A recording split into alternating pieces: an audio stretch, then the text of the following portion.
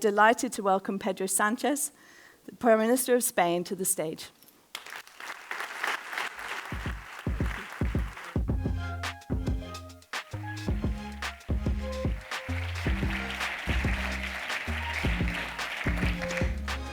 Buenas tardes y, en primer lugar, quisiera dar las gracias al presidente, a mi querido amigo Salvador Illa, por supuesto también al presidente aragonés que nos acompaña en esta sesión, al vicepresidente ejecutivo de Prosperidad y Estrategia Industrial de la Comisión Europea, al delegado del Gobierno, al alcalde de Barcelona, a Jaume Collboni, al presidente de la Fundación de la Caixa, al CEO de Político, al Senior Executive Editor de Político, también, por supuesto, al presidente de BIM, Bartlett. En fin, veo amigos, amigas de distintas áreas, empresas, responsables institucionales, consellers también de la Generalitat. Señoras y señores, es un verdadero placer para mí poner punto y final a este estupendo foro sobre el futuro de Europa organizado por Político y por BIM Bartlett. O mejor dicho, yo diría que un punto y seguido, porque espero que esta sea la primera edición, como aquí se ha dicho por parte de los representantes de otras muchas que vengan en el futuro. Creo, además, que es una gran noticia el que por fin, un medio de comunicación del rigor y de la influencia, que por cierto todos leemos, al menos yo soy uno de los que lee ese playbook diario de Político, extienda su actividad a nuestro país, a España. Porque creo que, de alguna manera, también es importante tener esa visión del sur de Europa cuando tratamos temas europeos. Político es una referencia en la cobertura y el análisis de la política global, pero también, por supuesto, la política europea, y con su valor ayuda a construir una Europa mejor. Paso a la intervención y quisiera hacerlo además con una breve anécdota de un escritor argentino, Martín Caparrós, que escribe en su libro El hambre. Martín Caparrós cuenta que en una aldea remota conversaba con una persona muy pobre y le hizo una pregunta muy sencilla. Si pudiera pedir un deseo, cualquier cosa, ¿qué pediría? La respuesta de esta persona fue inmediata. Él pidió una vaca. Una vaca. Bueno, Caparrós insistió. Cualquier cosa, lo que usted quiera. Y la persona dudó brevemente y respondió: 2 vacas. 2 vacas. Nada más. Evidentemente, aquel hombre estaba sentado sobre una estera de rafia, bajo un techo de paja. Su horizonte era tan limitado que no sabía siquiera qué pedir, qué desear. Por tanto, no era falta de inteligencia, era la imposibilidad de imaginar un futuro diferente. ¿Por qué cuento esta anécdota? Porque yo creo que a la Europa de hoy le pasa algo semejante. La Europa de hoy se parece demasiado a ese hombre, porque solo sueña con tener 2 vacas. Pero creo que no debe ser nuestro caso. Lo más grave no es solo que soñemos en pequeño, es que no hay ninguna razón objetiva para hacerlo. La Unión Europea, y sin caer en autocomplacencias ni, por supuesto, los deberes pendientes que tenemos, y desde luego estudiaremos y leeremos las conclusiones de este importante foro, decía que la Unión Europea se asienta sobre los cimientos más sólidos de prosperidad, de estabilidad y de integración que ha conocido la historia. Por tanto, tenemos los recursos, tenemos las instituciones, tenemos el talento y tenemos los principios, los valores. Lo que nos falta es atrevernos a imaginar hasta dónde podríamos llegar o podemos llegar juntos. Y por eso quiero hoy hablarles precisamente de eso, de que nos atrevamos, de que recuperemos de alguna manera la ambición del europeísmo. No para gestionar lo que ya existe, eso se puede hacer. Vendrán crisis, no vendrán, pero se puede hacer. Gestionar no es la cuestión, o exclusivamente la cuestión, sino que tenemos que alcanzar lo que nos hace falta. Y eso es, en definitiva, lo que España defiende cada vez que va a Bruselas a aportar en esa construcción europea. El que Europa recupere y refuerce su lugar en el mundo desde la ambición y desde la valentía, con capacidad de soñar y de hacer realidad esos sueños. Por difícil que parezcan, como se atrevieron, por cierto, a hacer los fundadores de la hoy Unión Europea. La pregunta primera que habría que hacerse es ¿por qué España defiende esta Europa posible, esta Europa deseable? Bueno, primero porque somos plenamente conscientes de lo que está en juego. Para aquellos que a lo mejor no tengan un conocimiento de la historia española tan desarrollado o elaborado como podamos tener los españoles y españolas, nosotros fuimos un país que llegó tarde a la cita europea. Fuimos, junto con Portugal, una de las últimas democracias de la Europa occidental en incorporarnos a este gran proyecto que es Europa. Por aquel entonces, en 1986, aún luchábamos por consolidar nuestra libertad. Nuestra economía buscaba su lugar en un mundo cada vez más competitivo y nuestra sociedad seguía pagando el precio de décadas de aislamiento. Bueno, han pasado ya 4 décadas y hoy el panorama es radicalmente diferente. Somos una democracia consolidada, crecemos más que ninguna otra gran economía de la zona euro, con cifras, por cierto, récord desde el punto de vista del empleo, mejoramos los salarios, hemos reducido la desigualdad, que es el principal talón de Aquiles de cualquier sociedad, también la española, la pobreza también está en mínimos históricos, mientras es evidente que existe una atracción por parte de los inversores extranjeros hacia España, hacia Cataluña, muy evidente como se está viendo en estos últimos años. Y lo hemos hecho además haciendo de la transición ecológica no un freno, sino un motor de competitividad y de desarrollo económico de nuestro país. Creo que además, y antes lo comentaba con algunos de los patrocinadores de este importante foro, si algo hemos aprendido de las sucesivas crisis energéticas que nos vienen azotando a la clase media trabajadora europea, por supuesto también a los gobiernos que representan a esa clase media trabajadora, es que tras Ucrania e Irán, la seguridad y la prosperidad de nuestras sociedades pasa por electrificar nuestras economías y apostar, por tanto, por el impulso de las renovables.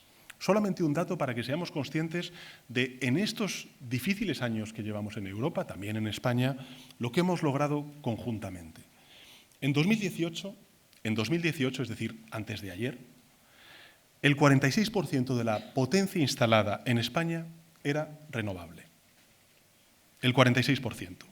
7 años después, alcanza el 69%. Y gracias a ello, ¿qué es lo que ha ocurrido? Bueno, pues que el precio de la electricidad de nuestro país en el año 2025 fue un 35% inferior a Alemania y un 50% inferior a Italia. Solo en el año 2024, nuestras familias, las empresas españolas, también las catalanas, han ahorrado en conjunto 23.000 millones de euros. 23.000 millones de euros. No apelo a estas cifras para dar lecciones a nadie, pero sí para señalar un camino que puede ser útil para otros muchos socios que están sufriendo ahora mismo el embate de estas crisis energéticas que desde luego nos vienen de fuera y no son provocadas por los europeos. Por tanto, lo que quiero decir es que hay elementos del modelo español que funcionan, que se puede crecer y crear empleo estable, que se puede distribuir la riqueza y también proteger el medio ambiente sin renunciar a uno en beneficio de los otros. Yo creo que es un modelo de éxito que nunca hubiera sido posible en el caso de España, en el caso de Cataluña, sin el paraguas, sin nuestra pertenencia a Europa. Por eso somos muy conscientes de lo que está en juego. Cuando vemos lo que está sucediendo en Ucrania, cuando vemos lo que está sucediendo en Oriente Medio, cuando vemos también las guerras comerciales que unilateralmente se abren contra Europa. Sabemos lo que está en juego, que es la fortaleza del proyecto europeo. Los españoles lo sabemos y por eso, como antes se ha comentado, estamos entre los más europeístas. Lo confirma una de las distintas encuestas, publicada, por cierto, hoy. El 76% de los europeos cree en una forma de vida común europea, que merece además la pena de ser defendida, el 76%, pero en el caso de los españoles esa cifra asciende al 81%. Y ese compromiso se vive con especial intensidad aquí, en Cataluña, con un presidente como Salvador Illa, por supuesto también el presidente aragonés hizo lo propio, el alcalde de Barcelona, Jaume Collboni, que encarnan esa vocación europeísta que también ha tenido la población y la sociedad catalana. Por tanto, defendemos desde Cataluña y desde España Europa porque ya no concebimos otra forma de ser, tampoco de estar en el mundo. Y precisamente por eso, ese modelo de la España de hoy, de la Cataluña de hoy, es el modelo de la Europa que también queremos para el resto de nuestros conciudadanos, ¿no? Más allá de los Pirineos. Porque yo creo que es fácil, además, ahora en estos tiempos, caer en la tentación de pensar que en un mundo cada vez más tensionado, la solución es replegarse. Que ante las guerras y los ataques, las violaciones flagrantes, además, que se hacen al derecho internacional, lo que debamos hacer es resignarnos, callarnos, mirar para otro lado. Que frente al uso del comercio o de la tecnología como armas contra, vamos a decir, supuestos socios, la respuesta sea levantar barreras. Y que ante el auge de las fuerzas reaccionarias debamos, bueno, pues asumir su marco de debate e incluso también las formas de hacer política que tienen esas fuerzas reaccionarias. Es fácil pensarlo. Yo diría que es además hasta lo más cómodo, pero es un inmenso error. Porque precisamente es la lucha contra esas fuerzas lo que está en el origen de lo que hoy es la Unión Europea.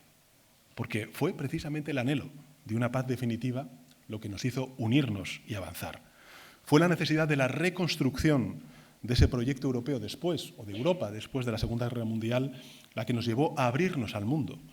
Y fue la amenaza de los reaccionarios la que nos empujó a construir sociedades mucho más cohesionadas, mucho más justas y mucho más democráticas. Por tanto, Europa no nació del repliegue, nació del coraje político de aportar a un mundo en transformación sus valores de paz, de democracia, de solidaridad y de justicia social. De la convicción de que, creando lo que Schuman llamó solidaridades de hecho, construíamos un futuro mejor. Bueno, Javier Solana, el anterior, uno de los altos representantes de la Unión Europea, hablaba precisamente de esa Europa como fuerza para el bien. Y yo creo que es algo que tenemos que mantener en mente ahora que estamos viendo lo que estamos viendo en muchos rincones del mundo y particularmente en los bordes de Europa. Bueno, las fuerzas reaccionarias repiten una y otra vez que Europa se está quedando atrás, que ha perdido el pulso del mundo e incluso yo creo que es algo bastante expandido en muchísima gente que no comparte ese ideario, que Europa ha perdido el pulso, que se está quedando atrás, pero si nos detenemos en esa frase, e insisto, sin caer en la autocomplacencia y siendo muy conscientes de que tenemos que hacer muchos deberes, si medir el éxito de un modelo es medir el bienestar de su gente, yo creo que Europa no es el problema, sinceramente. Es la referencia. Y no hay más que viajar fuera de Europa para ser conscientes de lo que estoy diciendo. Algunos datos que creo que además pueden consolidar esta afirmación que estoy haciendo. De los 20 países con mayor esperanza de vida del mundo,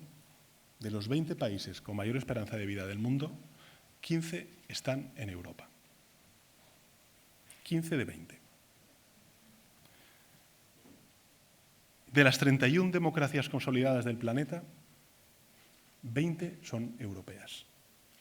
20 de 31. Somos el continente donde más ciudadanos dicen gozar de buena o muy buena salud, donde la mortalidad infantil es la más baja, donde hay menor desigualdad, donde mejor se protege el medio ambiente. Y sí, también donde es más seguro salir a la calle. Y no hay más que viajar fuera de Europa para darse cuenta efectivamente de qué estoy hablando. Por todo ello, yo creo que los europeos somos, de forma consciente, los más satisfechos con nuestra vida. Si me permiten la expresión, it feels good to be European. Pero es que además, Europa no solamente es bienestar para sus ciudadanos, es confianza, es predictibilidad, es estabilidad para con el resto del mundo en este tiempo tan incierto que vivimos. Un tiempo de guerras en lugares que no nos son lejanos ni tampoco ajenos, como es Gaza, como es Cisjordania, como es Irán, como es el Líbano, en la que Europa representa una esperanza para la paz. Por eso yo creo que un momento de retroceso en la solidaridad global como es el actual, es importante que desde Europa sus líderes, al igual que esperan y desean sus ciudadanos, los ciudadanos europeos, mantengan un compromiso con la cooperación. Que no mire para otro lado, que no se ensimisme, sino que comparta, que se involucre, que trate de encontrar soluciones a los distintos desafíos globales que tiene ante sí la humanidad. Esa yo creo que debe ser la realidad, ¿no? En un periodo de desafíos y de barreras, por ejemplo, en el ámbito comercial, en el que Europa lo que tiene que hacer es seguir estando abierta y siendo un socio fiable. Un momento en el que el retroceso de la solidaridad global lo que tiene que hacer de Europa no solamente es rearmarse para hacer frente a sus problemas de seguridad y de defensa, sino también rearmarse en lo moral para poder contribuir al desarrollo estable y de paz en el conjunto del mundo. Esa, a mi juicio, es la realidad. Europa es el referente al que el mundo mira y es el actor que el mundo, yo creo, necesita ahora más que nunca. Durante décadas hemos sostenido este modelo apoyándonos en dos pilares externos. Uno es el de la arquitectura de seguridad garantizada por medio de nuestra participación en la OTAN y, por otro, un sistema económico abierto basado en cadenas globales, relaciones comerciales estables. Bueno, es evidente que ambos pilares ahora mismo están siendo fuertemente cuestionados. Europa, por tanto, lo que tiene que hacer es adaptarse. Y yo creo que ese debe ser nuestro sueño, que la Europa de hoy sea capaz de responder a las necesidades de hoy, pero también, sobre todo, a las necesidades del mañana, sin renunciar, por supuesto, a lo que somos, reafirmando nuestro modelo y construyendo, por tanto, un futuro mejor.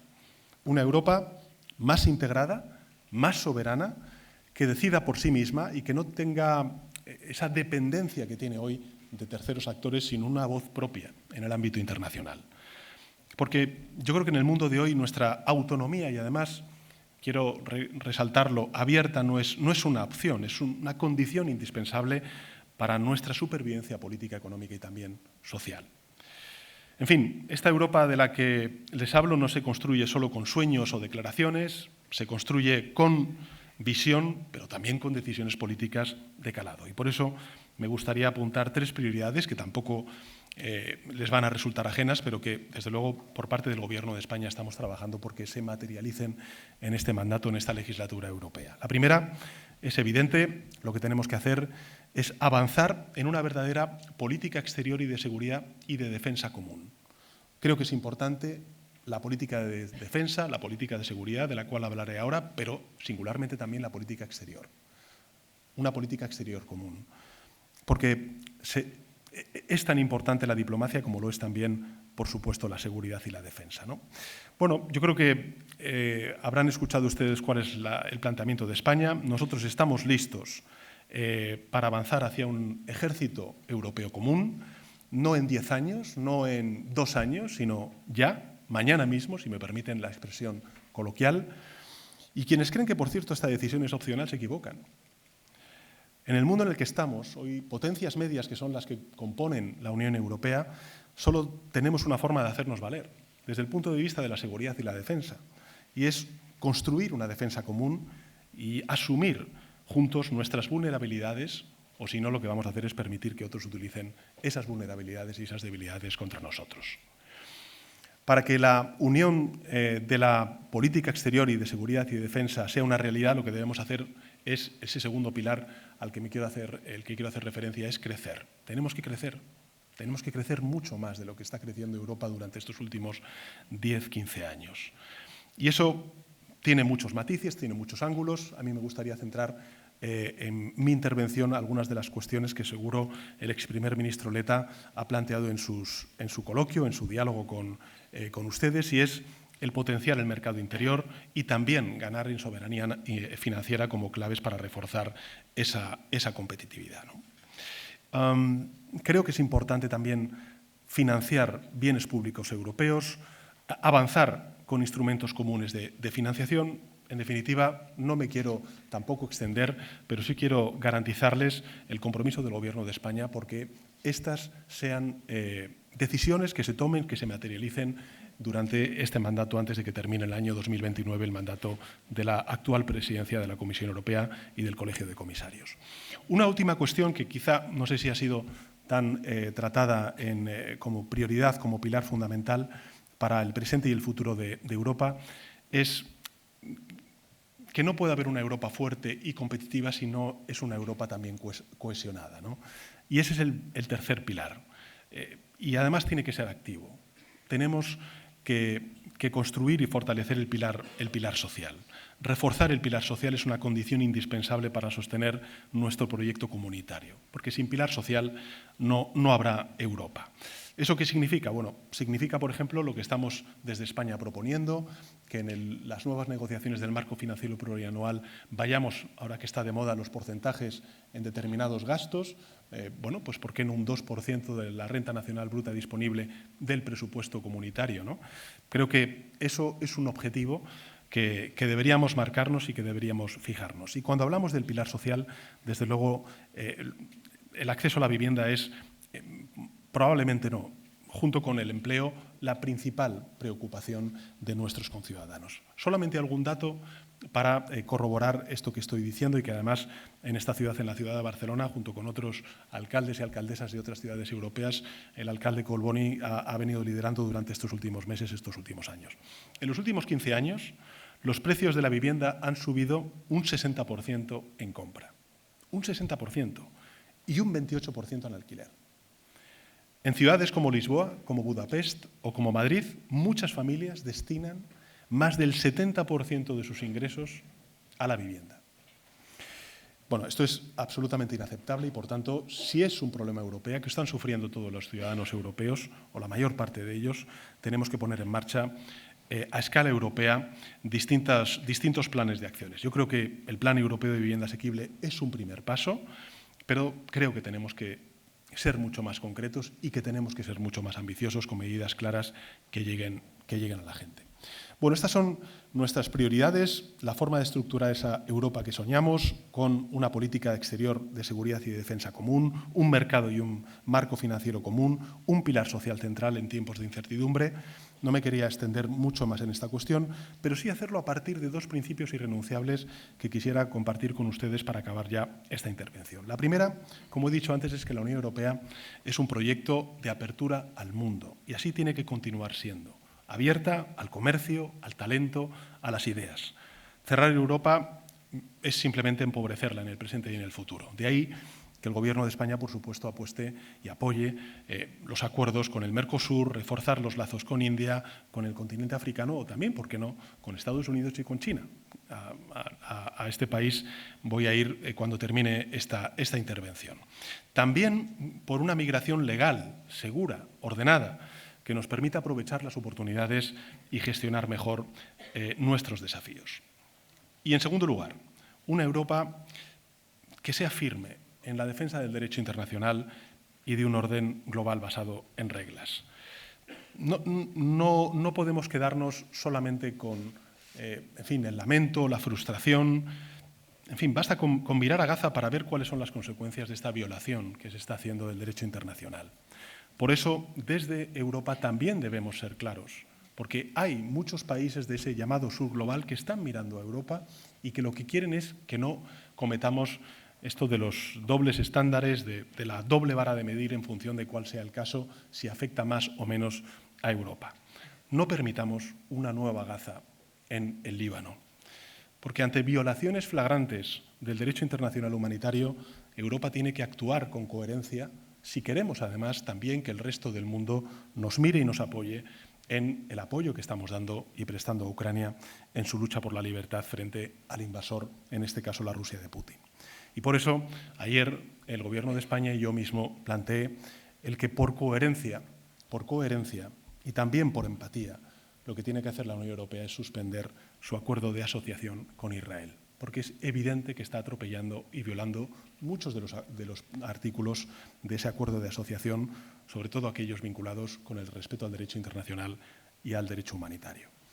En definitiva, señoras y señores, amigos y amigas, esta es la Europa que España defiende, una Europa autónoma que decide por sí misma, que protege a sus ciudadanos, pero que tampoco renuncia a ser un faro, un ejemplo en un mundo en transformación, una Europa que no espera, porque no necesitamos unanimidad para avanzar, necesitamos voluntad política. Y en ese sentido, España, por supuesto, está preparada para dar ese paso junto con otros muchos países europeos. Concluyo. Aquel hombre del relato de Martín Caparrós, con el cual he abierto esta intervención, había perdido la capacidad de soñar. Había perdido la capacidad de soñar. Europa no tiene ningún motivo para hacerlo. Si lo pensamos bien, no tiene ningún motivo para perder su capacidad de soñar. Nosotros sabemos que es posible. Hemos cultivado esa capacidad juntos durante décadas con esfuerzo y que también con muchísimo coraje. Los españoles, las españolas, los catalanes, catalanas, llegamos tarde a ese gran proyecto colectivo que era y es Europa. Llegamos con heridas que Europa nos ayudó a sanar. Y al hacerlo, creo que nos dio la oportunidad de transformarnos, de hacer nuestro sueño realidad. Por eso, creo que nuestra responsabilidad como catalanes, como españoles, es doble, si me permiten.